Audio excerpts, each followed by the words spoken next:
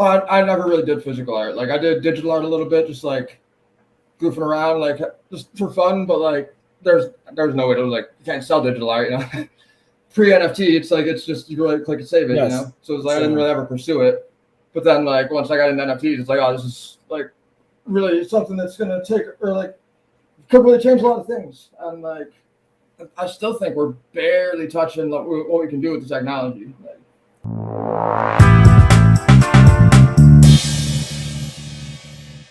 We are live right now. Welcome everyone for a new episode of Robert Spotlight. On this episode, I'm going to introduce you to Bruce Woodruff, also known as BruceTheGoose. BruceTheGoose, it's a multimedia NFT artist. It's the founder and CEO of NFT Hub, formerly the Goose Nest, and the founder of DappGoose Labs. So welcome on the show.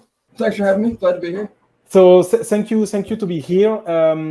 Could you introduce yourself to people that don't know you? Yeah, I'm Bruce. I go by BruceTheGoose in the Web3 world and most of the internet, I guess, at this point. I'm a crypto artist. I've been full-time in NFTs since the end of 2019. I'm also the founder of NFT Hub and Nifty Pride Foundation and the DappGoose Labs DAO. Okay, perfect. So first, before starting sharing your story and everything, I want to thank you because right now in my time it's 10 a.m. But on your time you live in Miami and it's 4 a.m. So again, thank you to be here and thank you to be with me right now. Yeah. Thanks for having me. Like I said, glad to be here. Okay, great. So could you share how your NFT journey start basically?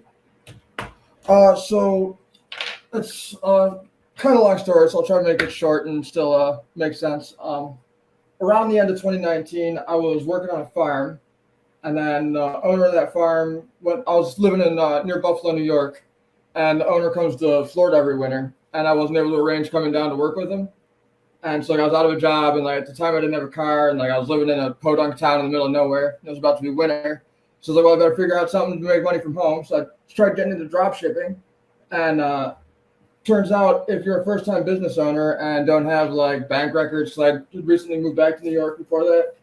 Like, so I didn't have like several months or years in my bank account or whatever. And long story short, banks are not easy to deal with credit card processing and stuff when you're trying to do like an online business and you've never done anything like that before.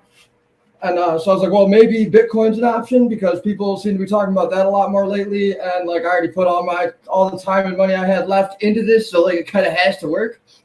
And then I was doing some research into whether I could take Bitcoin as payments for my online store. And then I stumbled onto an article from Engine, who like I'm familiar with, like, so I've been a gamer my whole life. And I was like, what does Engine need cryptocurrency for? And like, what do they need their own coin for? Why wouldn't they just use Bitcoin like everybody else? And then I was reading it, and they're talking about like the video game aspect of NFTs, like where you can actually own your items and like sell them on external marketplaces, take them into other games with you, and it's like that turns the whole gaming industry on its ear, like immediately. And so I dove right down the rabbit hole, and I ended up on Cent, which is a blogging platform where you can like tip people and like place bounties and stuff with like small amounts of ETH. And like at the time, it was like a hub for artists that were in the space, like doing NFTs with art, and like the community was super welcoming, encouraging, and like everybody was so like enthused about it because like as digital artists, they've never been able to like make what they're really worth before. I think it was all very inspiring and like encouraging. I was hooked. Like I've been here ever since. Okay, great. And so it's a fun way to enter the space. So if I get it right, you starting with the plan of doing dropshipping, and after you find out so bank didn't follow you, and so you wanted to find an alternative, and basically you ended up with crypto, right? Yeah. I was thinking maybe Bitcoin would be an alternative, and then like I'd heard about Bitcoin like around, I think the time around the white paper was published, and it was like, it's just some crazy internet scam, it'll never work. And I just put it out of my mind for the next decade after that. And then like I started really researching it and like the fundamentals of blockchain and like the passion everybody has for it and stuff like that. It's like, all right, I'm here. Like this is where I belong. Okay. And what trigger you to do this work? To understand the blockchain on a deeper layer and just as a financial tool. What trigger you to do that? I think just like the potential. Like I grew up like I never had extra money to like invest in anything, so I have no clue about finance. I'm still just like throwing spaghetti at the wall.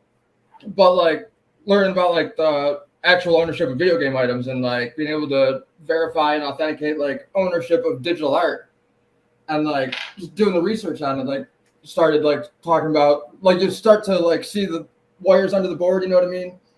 Once you start to look for them, like you come to realize the American financial system is, pardon my language, a bit effed, you know? Okay. But they printed a third of the American dollars in circulation since the start of the pandemic.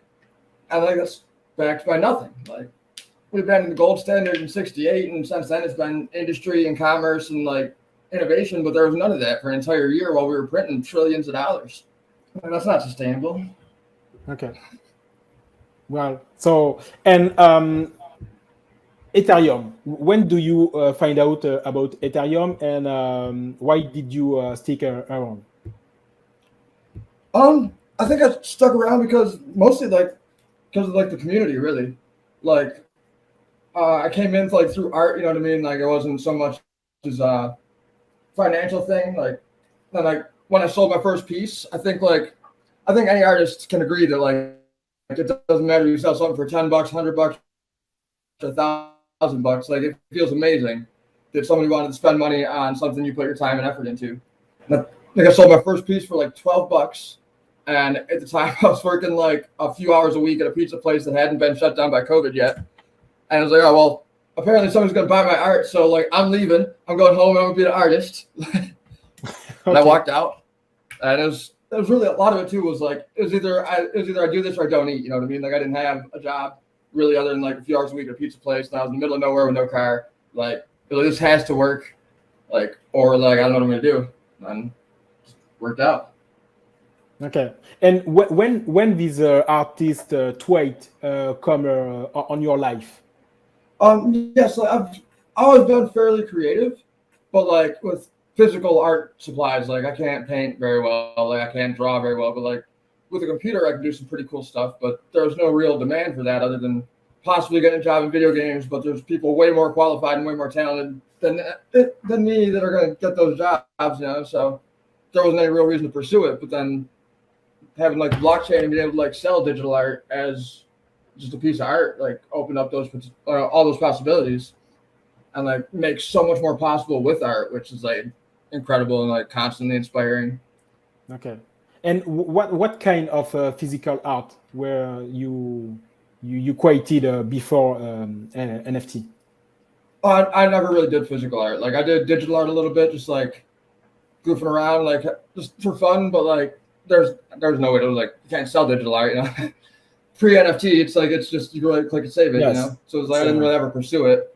But then like once I got into NFTs, it's like, oh, this is like really something that's gonna take, or like could really change a lot of things. And like I still think we're barely touching what we can do with the technology. Like, yes, it's a very early. I'm agree with you.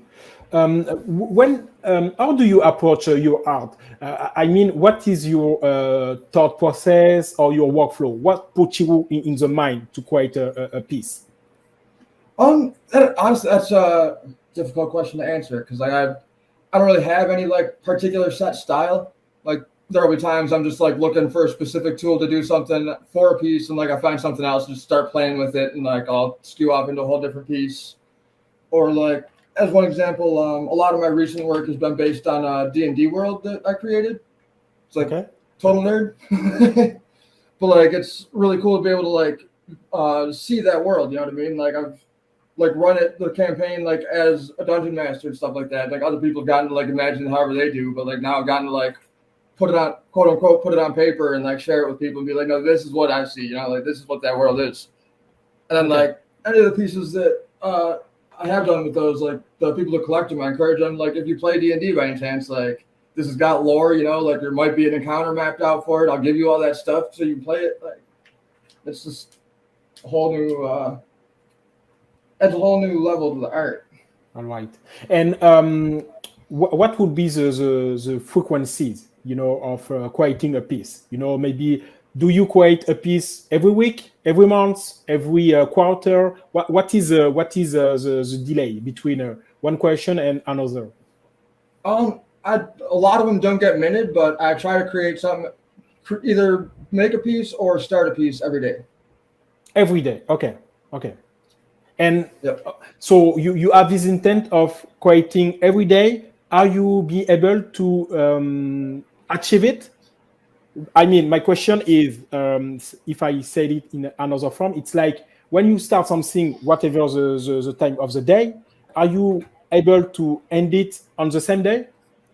Sometimes. Every time? There's okay. Not always. There's times when like I'm not really sure what I want to do with the piece, you know, and like it just sits on my computer for a while until I figure out like see something or think of something that's like, oh, that's what that piece needs to finish it, you know, like okay.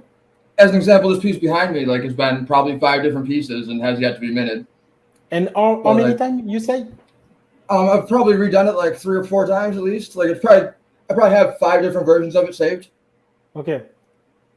Oh, so it's like maybe someday you are reworking on a past art. It's like an improvement or maybe an expansion of the initial piece. Right. Yeah. And like it hasn't actually been published like as an NFT yet. It's like I haven't decided. Like it hasn't felt done yet. You know what I mean? So okay. One of these days I'll be using something for a different piece and I'll be like, that's what this piece needs, and I'll come back and finish it and put it on chain. And this one, let's talk about this one. It's a good example. How could you talk about this piece? Me, I can say things, but it's going to be based on what I can see. But maybe there is something deeper than what we can see, you know? Yeah, I mean, I don't think it's really profound. It's a little dapper goose sitting on a pile of trash. Like I don't know if you've like seen much about the whole like trash art movement that happened in 2020. It's still kind of prevalent, but like it's less prevalent now because there's millions of people in NFTs now. But like there was like a whole movement of like we were just doing trash can art because somebody had said like somebody called somebody else's art trash, and that sparked a whole debate about like what should be like who should be curating and deciding what's on these platforms, you know, like who's to decide what is art. Yes. And then Rob Ness and Max Osiris got banned off Super Rare for what they had said was low effort work. It's like, well, Salvador Dali painted a whole canvas red and like it's a masterpiece. So like who, like, and it just sparked this whole narrative that ended up as a whole bunch of us just minting trash cans with glitch effects and stuff like that. We're having a great time doing it, but like it's really like a whole art movement of like creative freedom and stuff like that.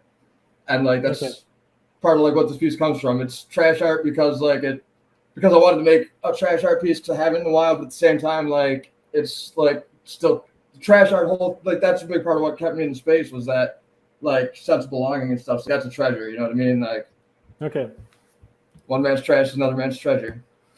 Okay. I wasn't aware. I wasn't aware about the trash art movement in 2020.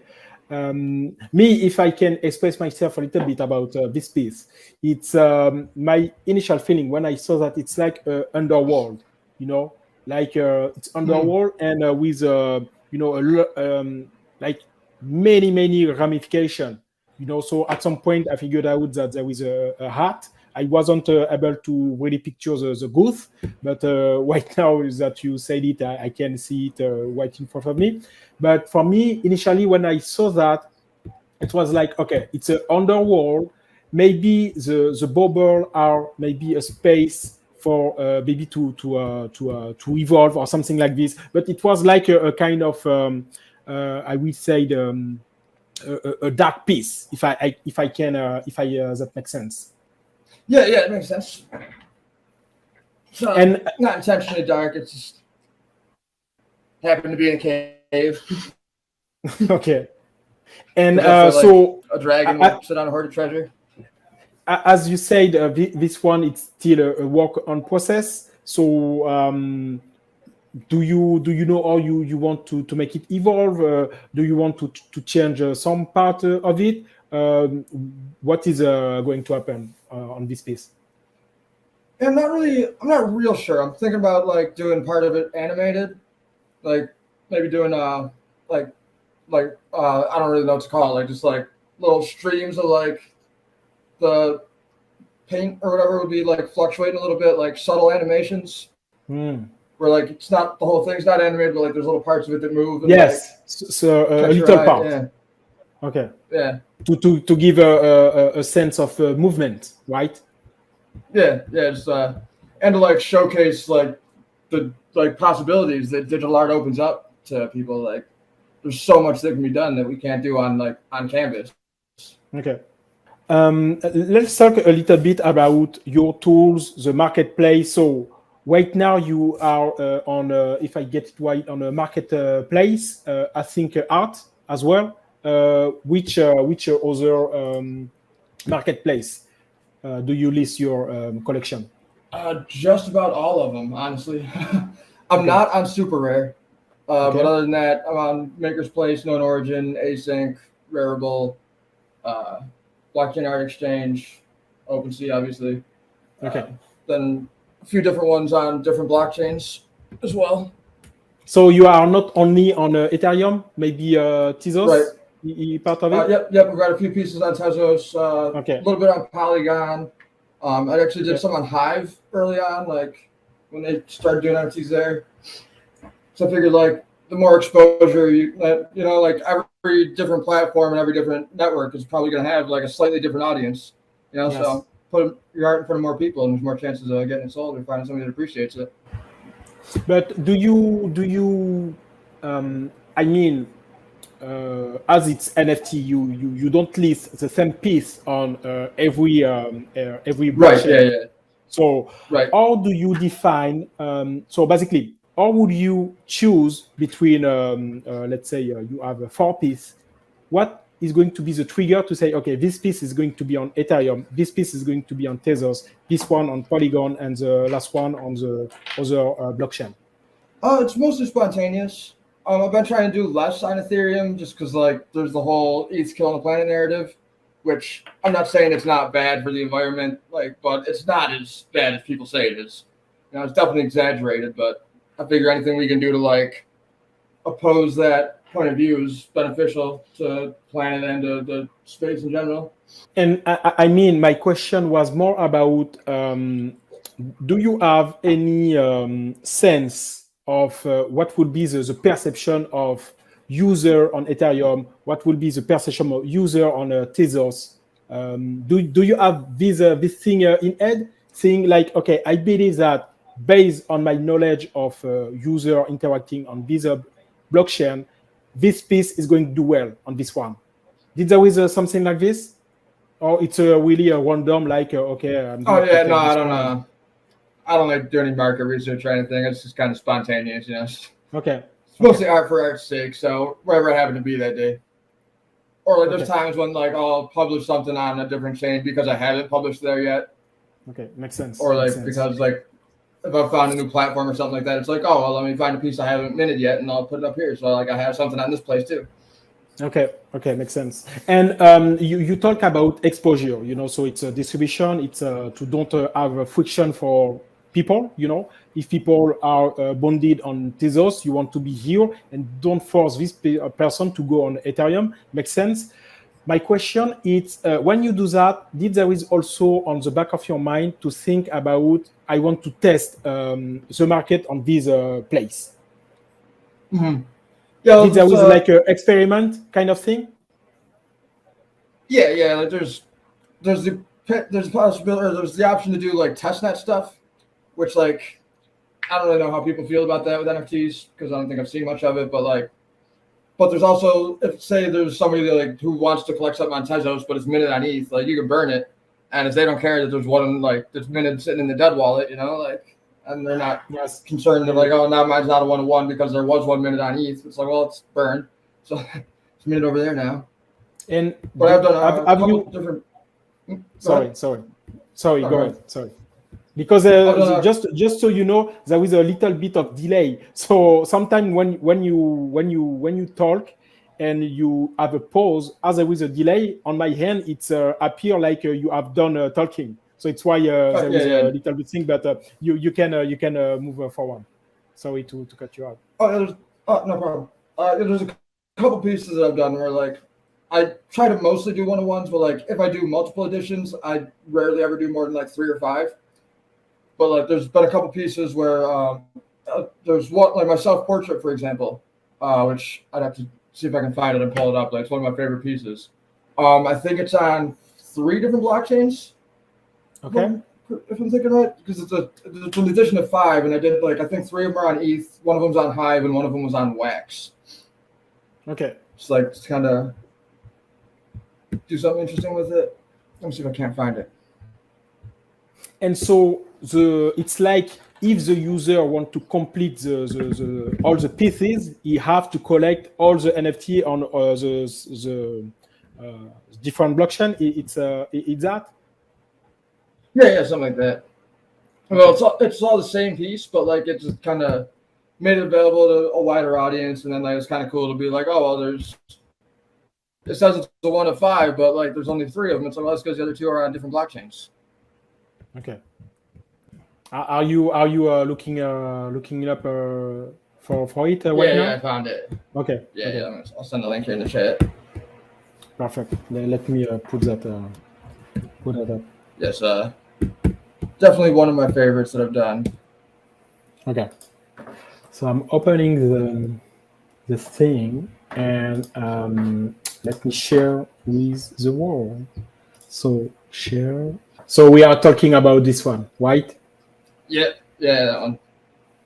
And this one, it's the same piece live on Ethereum.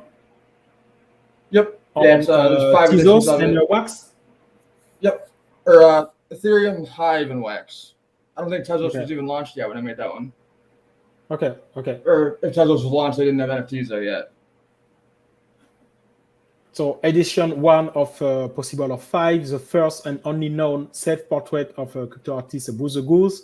Each owner of one or more of the 5 edition will randomly receive airdrop of FT here to the wallet holding the token. What is this coin about? That was my social token, which like is fine. I think the concept of social tokens is like just now starting to get traction, really. But like, there's a bunch of us like at the beginning of 2020 when Try-Roll launched that were just like, oh sure, we'll make a coin. Like, no idea what I'm doing, but I'll make one. Yes, and you still try to be at the forefront of everything, really.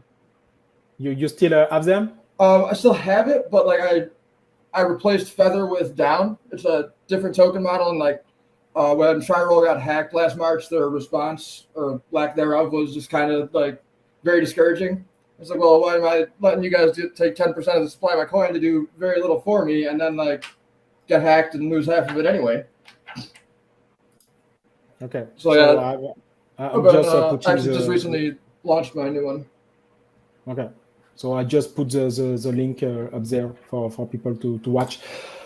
Talking about, I will change a little bit the subject because we are talking about. We talk about your social token. I know that you have another one social token we called Down. Yes. What could you say about this one?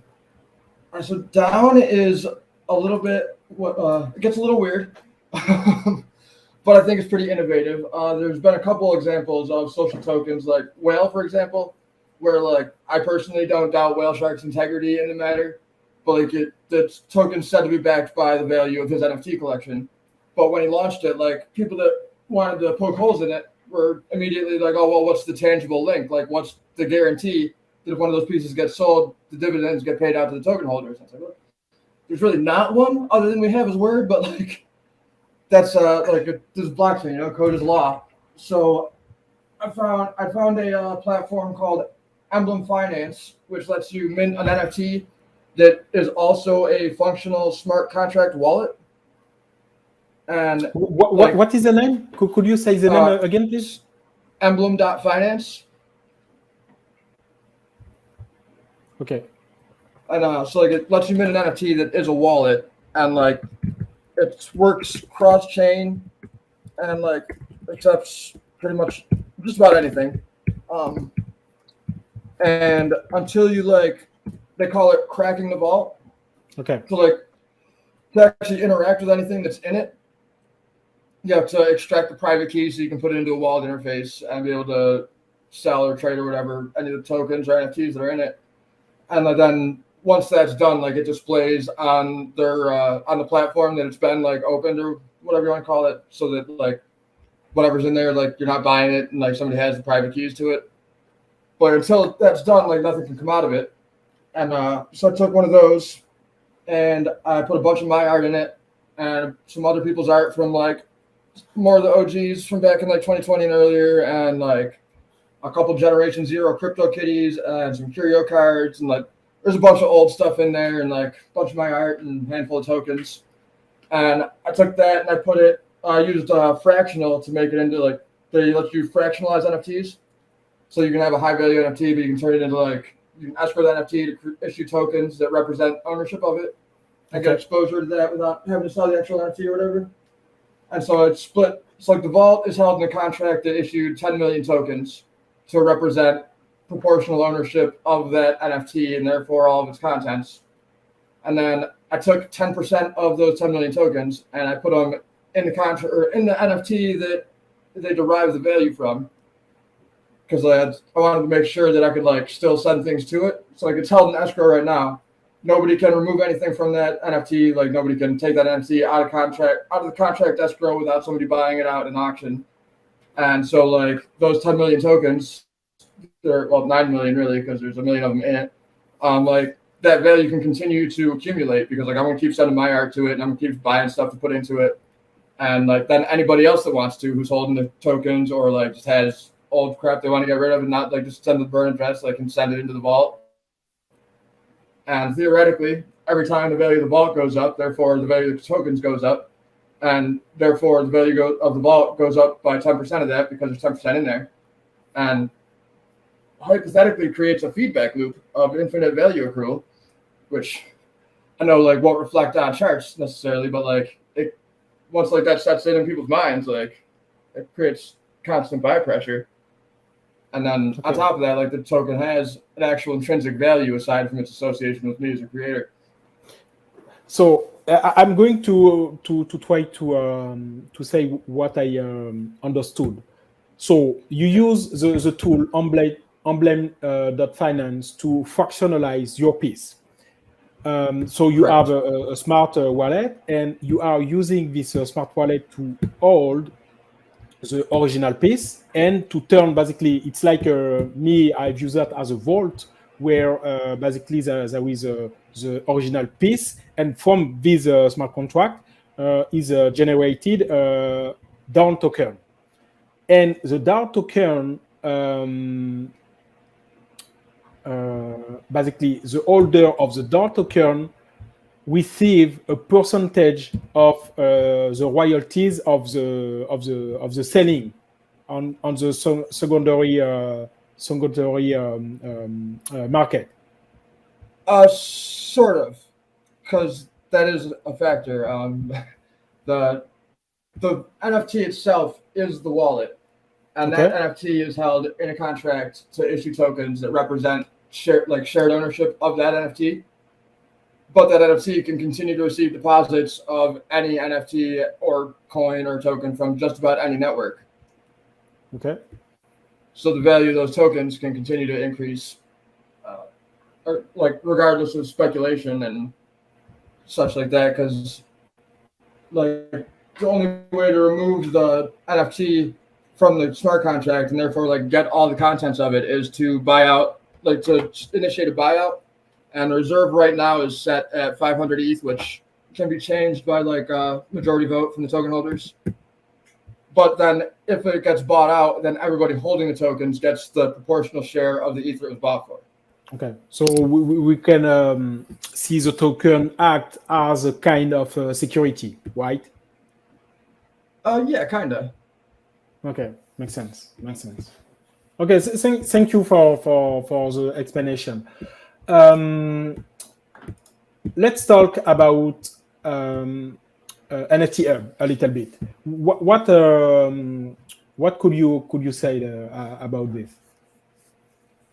Yeah, so NFT Hub started as just like a way for me to give back to the community because I'm not ashamed to say that I believe NFTs saved my life. I really don't think I would have made it through 2020 if it weren't for being a part of a like community that like is so passionate about something and like has so much potential to change the world for the better. And from doing drop shipping, like I had learned web design and stuff like that, or enough of it to get by. And I had the website paid up for a year, and it was like, well, I need a portfolio. I started building that, and I was like, but I have this like robust website builder that like I could do a lot more with than just my own portfolio. And initially, it was going to be a marketplace because there wasn't anything between like curated and totally open. But I can't write a smart contract, so that didn't happen. And then like it was like, oh well, something we do like universally need is just like a public directory of like projects and people and tools, and like a public calendar of like all the events that are going on in the metaverse and like people doing significant stuff and whatnot. And I figured I could build that, and then I might have got a little carried away with it, but so it does those two things now. So that's the important part. And how do you approach the content creation? It's like, do you have, let's say, a content calendar? Do you want to address? How do you approach your content creation? For NFT Hub, it's pretty much community driven, community sourced. Like it's totally permissionless. Anybody can go list their project on the directory. Anybody can go list their events on the calendar. Anybody can submit blog posts for the blog or whatever. And, okay. So yeah, basically, the whole idea was really that. Go ahead. It's community driven. So basically, NFT Hub act as a platform, and the community use this platform to create and to handle content, right? Yep. Yes. The idea was like that. I would have found it beneficial if I had it when I was getting into NFTs. Like, because there's even in the beginning of 2020, there was like so much to try and cover in this space. It's like, well, if we just kind of like aggregate everything a little bit, Yes, re-centralize things a little. Makes sense. Like, I do. it wasn't really ever meant to be I do agree really meant to with be you. a business venture. It's really just like I need it. No, sorry. Go ahead. Go ahead. Sorry.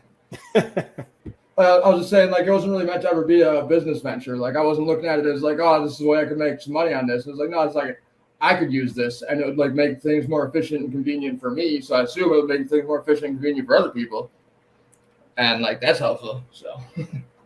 Okay, makes sense. Makes a lot of sense, and I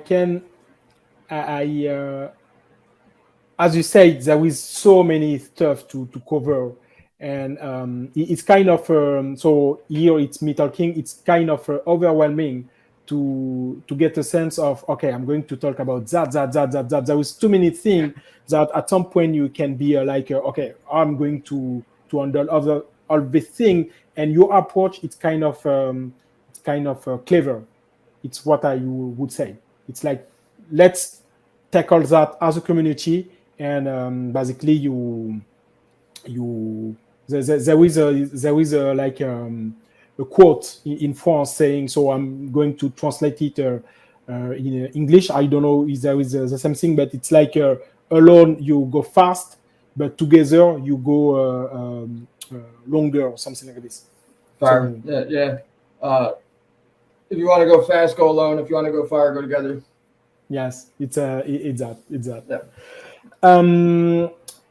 DappGoose Labs. Yeah. So DappGoose Labs is really just like NFT Hub led to the creation of Nifty Pride, and then we kind of absorbed Club 99, which is going to make a resurgence at some point here, and like.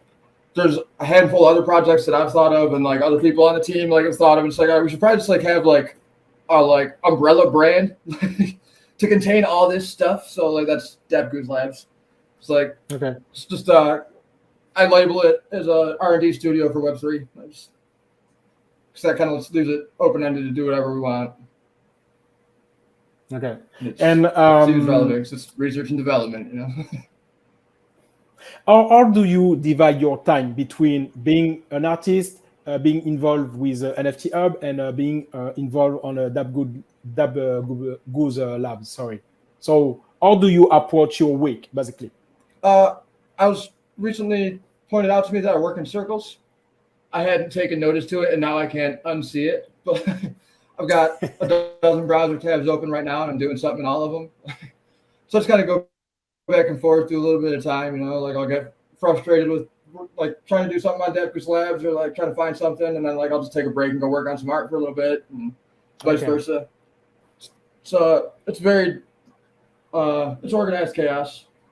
Or well, it's not that organized, but it works. It's mostly just chaos. Okay, makes sense. It works out.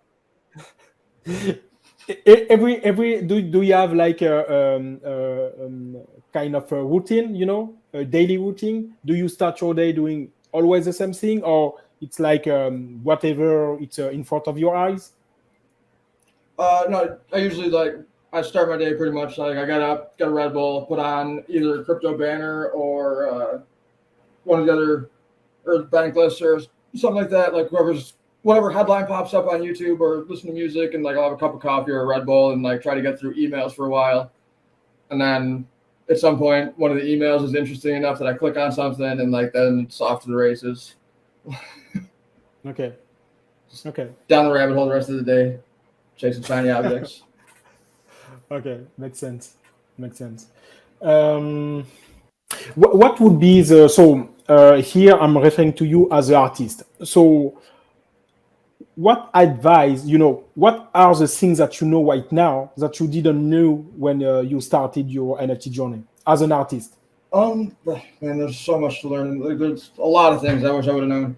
I think one of the biggest ones is like there's always going to be somebody better than you, so like try not to like be upset about that, I guess, like, or try not to feel like you're the best because like somebody's better at something, you know, like especially in art. And like art's all perspective too. Like you might think somebody's art's way better than yours and like feel down about it, but somebody else might think like love your piece and not like that their work or whatever.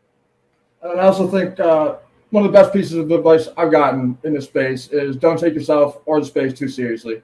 Like we're all a bunch of internet nerds just playing at that, like we're at the bleeding edge, none of us really know what we're doing. We like to pretend we do, but it's new to everybody. So like, yes, no sense getting all worked up over it or discouraged. Like, so it's stay humble. If I make the nutshell of what you just said, it's one, stay humble, and two, don't be too serious, right? Yeah. Like don't like once you stop being passionate about what you're doing, like you start making art you think will sell because it's going to sell, you know, like then it's not your passion anymore. It's work, and nobody likes their job. Yes. So like we didn't become artists to work in art, you know, like did it to be like share our passions and our visions with the world. Okay. So like I think the best thing anybody can do is just like to stay true to themselves, you know, like make the art that they want to make, not what they think people want to see. Makes sense. Yes. So self awareness. Okay. What would be the always I'm staying on the artist part. What would be the big mistake, you know, your top one mistake that you have done so far on your journey? I'm probably undervaluing myself. Starting early, you know, I'd put stuff up real cheap so I could so it would sell. More people had access to it, you know. Like it's not that I don't think people should have access to art, but like nobody's going to value you, and nobody's going to value your work any higher than you do. You know what I mean? Like, so if you're like, oh, this is $10, you know, it's like, oh, well, you're a $10 artist. Why are you trying to sell a piece to me now for $2,000 when I was just buying stuff for $10 yesterday or whatever? You know, that's a big obstacle to get over. If you start low, you stay low for a while. So then start high, you know, like, so then who's to tell you that your art's not $500, no? That's how it works, I guess. I don't really know. Okay. But And what is I on I think your like if you start off in like what is I on your standard? Oh, okay. Yeah, I think it really that kind of depends on the person, you know. Like, but like I tell people like that I know like do who paint and stuff in real life, like so yeah, like whatever you're about to tell me that you want for that piece, like I'm gonna tell you that you should charge triple that, or like you should start at triple that, and then like if I think that's too much, I'm gonna haggle you down, you know. But like, who am I to argue with you if like that's what you think your art's worth? So like, nobody else is gonna come along and say, hey, this should be $500, not $100. They're just gonna be like, hey, here's $100. We're gonna take this. Thanks. Perfect. So you talk about the things that you learned, the mistakes that you have done. What would be, in your perspective, your best win on your NFT journey so far? On my NFT journey overall, probably say getting into Bored Apes early would be my best win. So let's talk about that. That's a sad topic. My last one just got stolen the other day. So. So it's around the Discord act. Why? It was on Twitter, actually. I clicked on a phishing link. I was in a rush. I was on my way out of the house and was already late for something. Wasn't paying close enough attention. Okay. Damn. And you are not using a hardware wallet? I have one. I just like never use it because I'm in DeFi and NFTs like all day. So connecting to the hardware wallet every time I want to do a transaction like 50, 60 times a day is ridiculous. But yeah, I should probably start keeping stuff in there and not have it all in my hot wallet. Definitely my fault on that one. Yes. But I mean, you know, I'm talking about hardware wallet, but in this case, as it's a human error, having the hardware wallet will have not protect you as well. Because basically it's like you at some point you click, you connect your wallet and you go through the thing basically. So the hardware wallet on this situation will not save you basically, because at some point you signed you signed the transaction. It's really just like if you're gonna have anything of high value, you should have a separate hardware wallet than like. There's your everyday wallet. You keep a little bit of ETH in it for transactions, or keep some NFTs in it to flip. But like anything you're gonna hold for a long time or is very high value, like should probably be in a hardware, like air-gapped hardware wallet that cannot connect to the internet.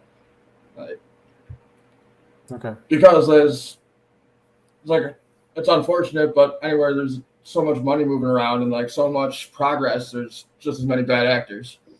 As any industry, basically. It's not specific to NFT. It's like as any industry. When there is money, you know, bad people are going to follow that. So yes. So okay. In fact, at first I wanted to talk about. So let's do that. Let's talk about how you detect Bored Ape and what trigger you to jump on this project. I don't really know what it was.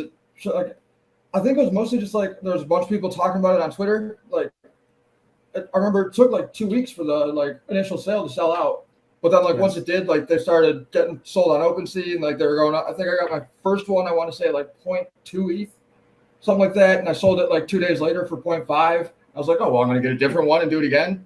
I did that a few times the first week, and then like when they almost hit 1, I was like, all right, I'm gonna hold on to these for a couple days. See what's gonna happen here.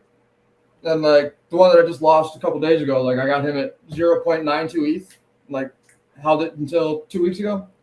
But the last one I bought at like 9, I think, after I sold one for 10. It's like okay. And it's just been crazy. And like the value they've that they've given out for free for the most part, like was reason enough to stay, and like their commitment to the community. Like when they did the Kennel Club dogs, for example, like that wasn't on the roadmap. Nobody knew that was coming until it happened. And it was like, oh, it's just a free, like another high value NFT they gave us for nothing. And like they gave back to dog shelters with that. Like they donated something like $150,000 to dog shelters across the country. That's amazing. Like clearly they know what they're doing. Might not have it first, but they've been doing it well. Okay. Actually, wearing my mutant ape hat right now. I just got today in the mail. I'm in the shirt. Yes. And did you went to Ape Fest?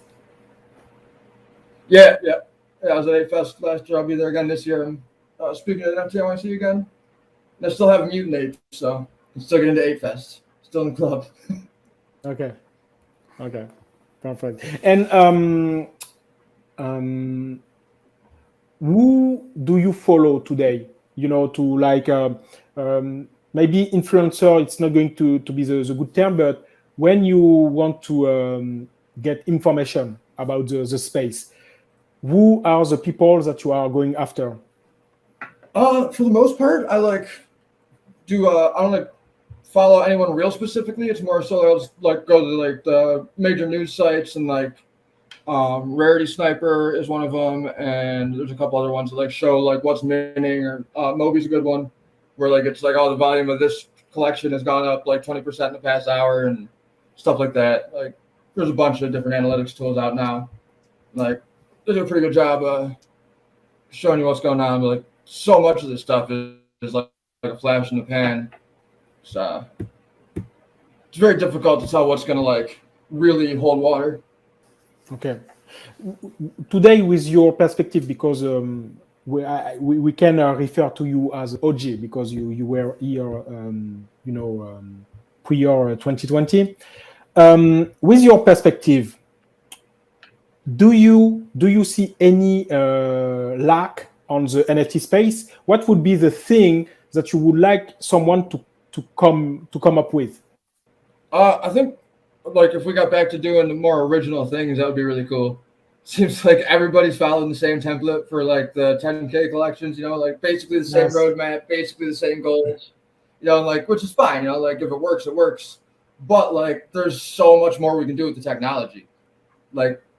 Even from an artistic perspective, there's Space Painter, for example, and I cannot remember who he did it with, but they did an immersive 3D whole environment as an artwork, where if you're in VR, you can actually go walk through this desert, and there's different things that happen based on your proximity to them and stuff like that, and it's just art, it's not meant to be a game or anything like that. It's just, and that's incredible. Okay. Things like that are just awesome. I think Pack, who has done a lot of silly things, and a lot of it I think only sells because it has his name on it, but the Ash thing that he did, where you have to burn the NFT to get the token to buy the new NFT, or however that worked exactly. Stuff like that is just really cool, and it's a really cool way of using or making the code itself or the smart contracts a part of the artwork. You know what I mean? Yes. Okay. Using the blockchain as a medium in a way. Yes. Okay. Utility based. Which NFT utility impressed you the most so far? I think it depends on the user, but I'd say Bored Apes have pretty much kind of killed it on utility. A little biased, I guess, but they have done a lot of things, and they've changed a lot of people's lives without really meaning to. But I think one of the coolest things that we can do right now, or that's popular to do right now, is you can token gate content on your website, or specific links where you can't get to this page on my website unless you have this NFT, which as if I'm just doing art, oh, here's early previews or work in progress pieces or stuff that nobody else gets to see because they don't have those NFTs, so they can't get past that token gate. Or for musicians, it's oh, well, you guys who have this NFT or this token, you get early access to hear my new song a couple days before it drops to everybody else, and things like that is just really cool. I think we're going to see a lot of really interesting things come out of it. Yes. Cool. We are going to end the show very shortly. Did there is anything that you want to talk about and I didn't offer you the opportunity to talk about? No, not so much really. will say Nifty Pride. I think I'm kind of disappointed in myself that I'm not more up to date on it, but I think there's a IRL get together being planned for NFT NYC as a satellite event by Nifty Pride and BFF, and there's a few now LGBTQ focused projects and communities. I think a lot of us are collaborating to do a real life event because the NFT NYC is around Pride this year, so that'll be pretty cool. Okay. So Bruce, thank you for your time. It's a routine on my hand to always ask a final question before ending the show. And the question is for you, what is NFT?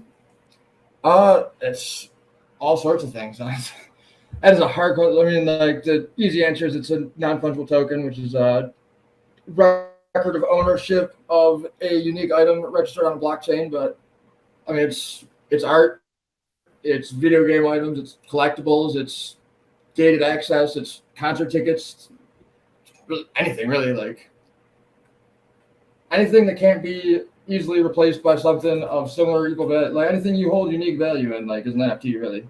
I'm an NFT. You're an NFT. We're not tokens, but we are non-fungible. Okay. Thank you. I like your reply. Thank you for your time. Thank you again, because right now it's going to be 5 a.m. Your time. You were very early on this interview, so thank you again for your time. I hope that you spend a good time with me, and I say to you bye. And for the viewer, we see each other on another show, on another episode. That was Robert Spotlight with BruceTheGoose, and I say to you bye.